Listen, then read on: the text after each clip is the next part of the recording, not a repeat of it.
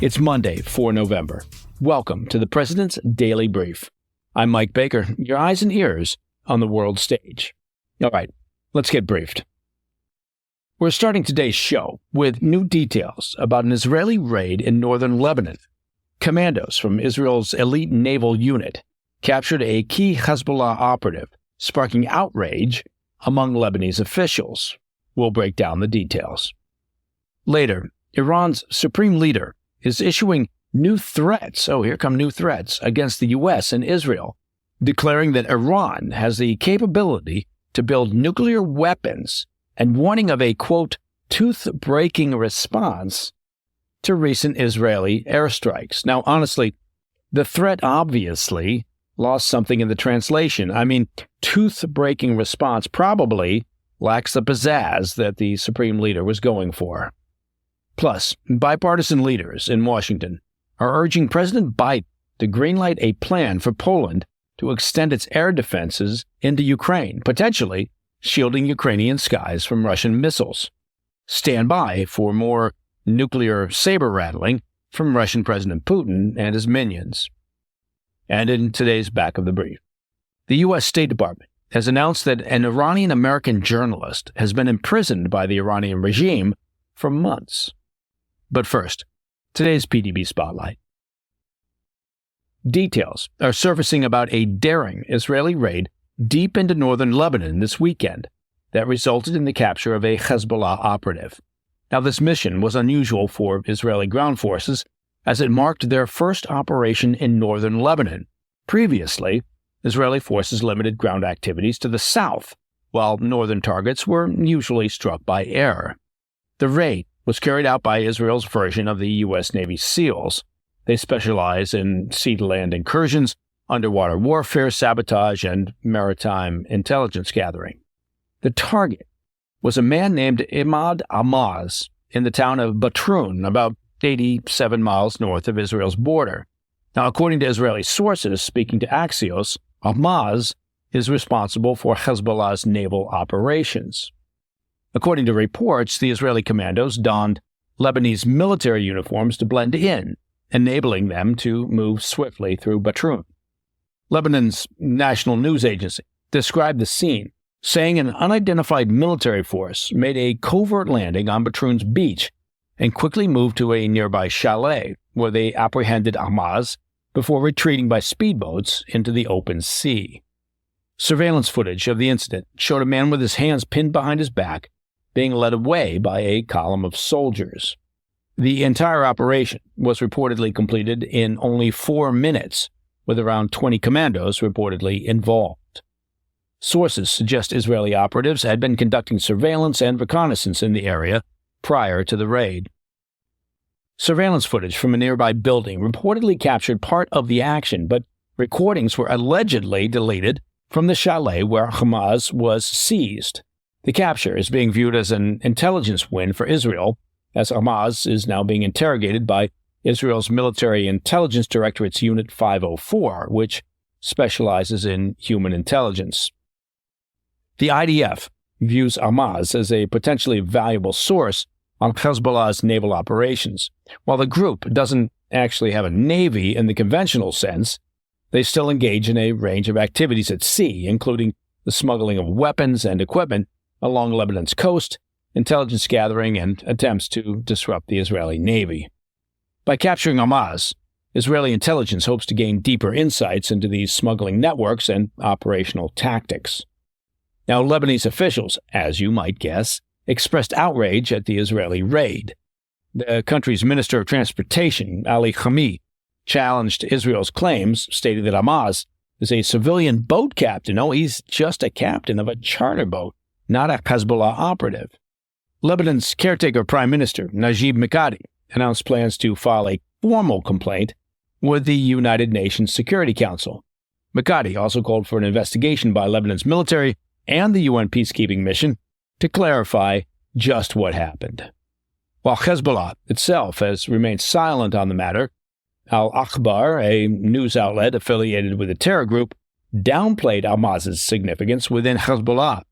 It also claimed that German Navy personnel working within the UN peacekeeping mission in Lebanon may have assisted in the operation. Well, UNIFIL, the United Nations peacekeeping force in Lebanon, quickly denied involvement, saying it does not facilitate any violations of Lebanese sovereignty.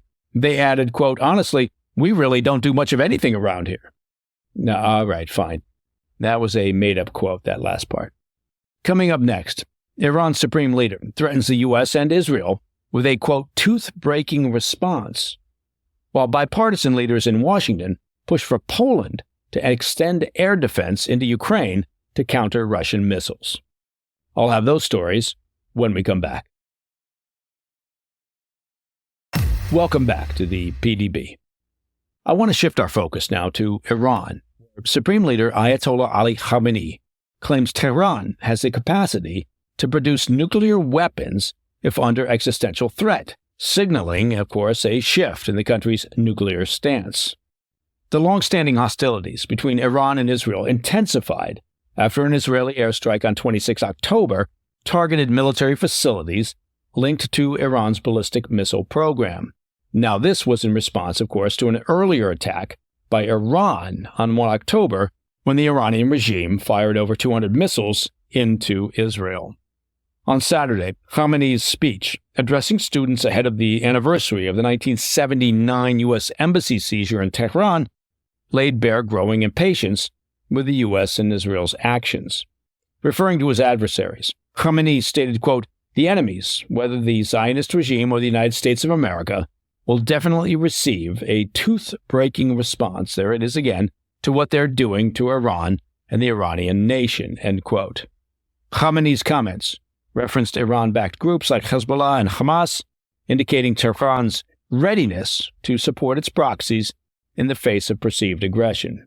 Adding to this rhetoric, Kamal Karazi, an advisor to Khamenei, asserted a day earlier that, quote, "If an existential threat arises, Iran will modify its nuclear doctrine.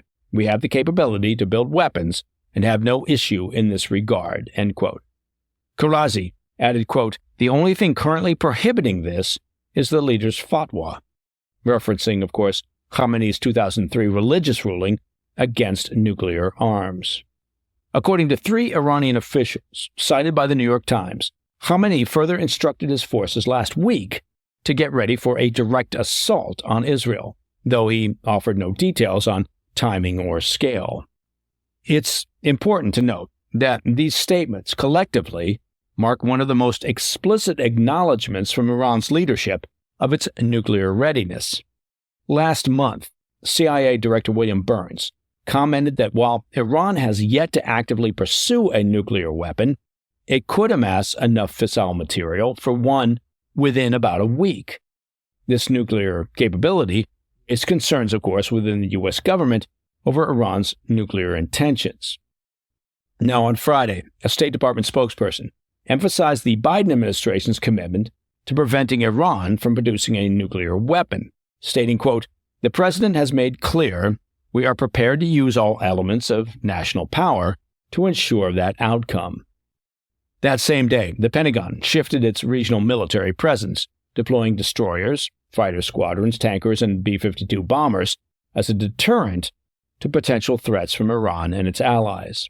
Additionally, American forces oversee a terminal high-altitude area defense system in Israel designed to intercept high-altitude missile threats, bolstering defenses, as we had previously reported here on the PDB. Israeli Prime Minister Netanyahu reiterated Israel's determination to block Iran's nuclear ambitions, stating, quote, "We can reach any place in Iran as necessary." Netanyahu, emphasizing his directive to the Israeli Defense Forces and security branches, is firm: to prevent Iran from achieving a nuclear weapon. All right. Turning stateside, bipartisan leaders of the U.S. Helsinki Commission are pressuring President Biden, apparently still the U.S. president, to authorize Poland to extend its air defense into Ukraine airspace, aiming to enhance Ukraine's ability to intercept Russian missiles. The proposal, outlined in a letter obtained by The Hill, was spearheaded by Representatives Joe Wilson of South Carolina and Steve Cohen of Tennessee, the chair and ranking member of the Helsinki Commission. The lawmakers argue that allowing Poland to extend its defenses into Ukraine would fill a crucial security gap, particularly as Russian missile attacks grow more frequent near Ukraine's western regions, dangerously close to NATO territory. Poland's request for expanded air defenses is not new. The urgency of this issue has intensified, though, following recent incidents. In November 2022, a stray Ukrainian missile struck inside Poland, killing 2 individuals, and earlier this year, Russian missiles briefly crossed into Polish airspace during attacks on Ukraine. Now, such incidents obviously have underscored the risks that Poland faces as a frontline NATO state. Polish Foreign Minister Radosław Sikorski has been outspoken in his push to secure additional defensive measures. During a September interview with the Financial Times, Sikorski emphasized that Poland and neighboring states have a duty to intercept incoming Russian missiles before they breach national airspace. Sikorski argued this constitutes, quote, legitimate self-defense. Poland's defense capabilities are already, frankly, formidable, featuring 2 Patriot missile systems and several mid-range anti-aircraft systems as part of a defense upgrade that they initiated back in 2018. Extending the shield into Ukraine, proponents say, could provide a much-needed boost to regional security. Now, Secretary of State Antony Blinken previously acknowledged that NATO allies discussed the idea but held back due to concerns over escalation. Former NATO Secretary General Jens Stoltenberg ultimately declined the proposal, citing the risks of NATO, saying, quote, becoming part of the conflict if the alliance began intercepting Russian missiles. However, last month's change in NATO leadership, with Mark Rutte now at the helm, renews hope among proponents of the initiative. While NATO has yet to comment on the push, Rutte's leadership, could bring potential for reconsideration. In their letter, Wilson and Cohen argue that the U.S. response to Russia's actions has been insufficient, stating, quote, despite Russia's continued escalation through hybrid warfare, airspace violations, attacks on critical infrastructure, and efforts to destabilize democratic institutions, we have hesitated to confront these threats decisively, allowing Russia to wage a war against the alliance with minimal consequences, end quote. They describe Poland's initiative as, quote, necessary and urgent to protect Ukraine and fortify NATO's defense line. Wilson and Cohen concluded by urging Biden to, quote, grant Poland the authority to intercept and neutralize missiles over Ukraine, particularly those threatening to encroach upon Polish airspace, end quote. The lawmakers stressed that inaction risks NATO's security and stability in the face of Russia's aggression. All right. Up next, in the back of the brief, the U.S. State Department is acknowledging that an Iranian-American journalist has reportedly been imprisoned in Iran. I'll have those details when we return. In today's back of the brief, an Iranian-American journalist, Reza Valizadeh, who worked for U.S.-funded broadcaster Radio Farda, has reportedly been detained by Iranian authorities under undisclosed charges. The State Department confirmed Valizadeh's imprisonment to the Associated Press, expressing concerns about his safety as they work with Swiss officials.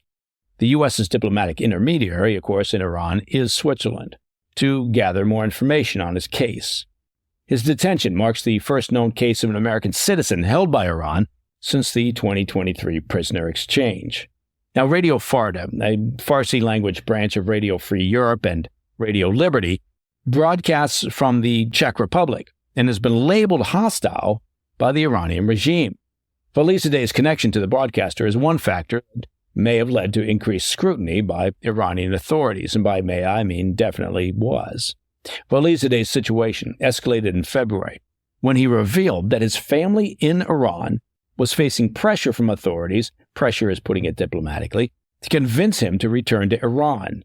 By August, he posted on social media disclosing that he had arrived in Tehran in March following, quote, unfinished negotiations with the Revolutionary Guard's intelligence department. In another post, he stated, quote, I came back to my country after 13 years without any security guarantee, even a verbal one. His messages also referenced a person reportedly linked to Iran's intelligence ministry, though the Associated Press has been unable to verify this claim. Human rights monitors report Valizadeh is held in Tehran's Evin prison, without legal representation, of course, or clear charges, amplifying concerns over his safety and the treatment, of course, of detainees in Iran. His detainment coincides with Iran's 45th anniversary commemoration of the 1979 U.S. Embassy hostage crisis, as it had been 45 years already, marked on Sunday by demonstrations where thousands chanted anti-American and anti-Israel slogans and burned flags. Well, old habits do die hard. Felisadeh's detention amplifies the tension between Tehran and Washington, of course, at a time when diplomatic relations are already strained, and that's putting it diplomatically. The incident may have broader implications, as the U.S. has been increasingly critical of Iran's practice of detaining foreign nationals, seeing it as part of a broader strategy to wield these individuals as bargaining chips, of course, in international negotiations. And that, my friends, is the President's Daily Brief for Monday, 4 November. If you have any questions or comments, please reach out to me at pdb@thefirsttv.com. And remember, to listen to the show ad-free, well, it's simple. Become a premium member of the President's Daily Brief by visiting pdbpremium.com. See, told you it was simple. Finally, I hope you had a chance to watch our latest episode of the extended weekend show, which we cleverly call the PDB Situation Report. Now, you can catch it on our much-loved YouTube channel. You can find that at President's Daily Brief. And, of course, it's on all podcast platforms. I'm Mike Baker, and I'll be back later today with the PDB Afternoon Bulletin. Until then, stay informed, stay safe, stay cool.